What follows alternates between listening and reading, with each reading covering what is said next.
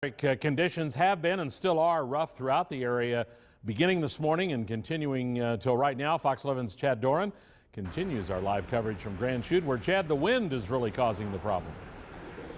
Well, it is now, Tom. About an hour and a half or so ago, when there was still sun out here, the conditions were relatively calm, all things considered. But after the sun went down, the wind really picked up. Just take a look back here at this empty parking lot behind us, over where those flags are really whipping in the wind right now. You can see the snow, how hard it's blowing across those lights.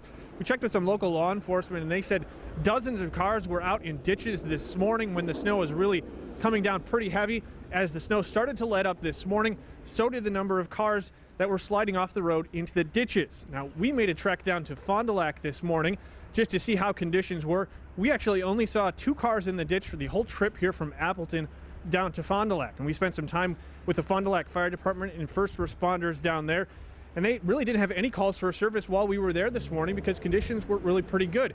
And the fire chief said this afternoon, as these winds picked back up and blizzard-like conditions sort of started to come back out, so did the number of calls that they were receiving. And they say getting around for them is just as hard in these conditions as it is for anybody else. As snow builds up and the depth of the snow builds, our ambulances ride solo to the ground, and they're really prone to getting hung up in parking lots and snowbanks and stuff like that. So a lot of times when we get dispatched, we'll request a plow right to the scene with us and at least plow us to the hospital. Now, in the event you're unfortunate enough to find yourself in the ditch tonight, some tips from the fire department here for you. They say stay inside your car because your chances of being injured are much higher if you get out looking for help near the roadway.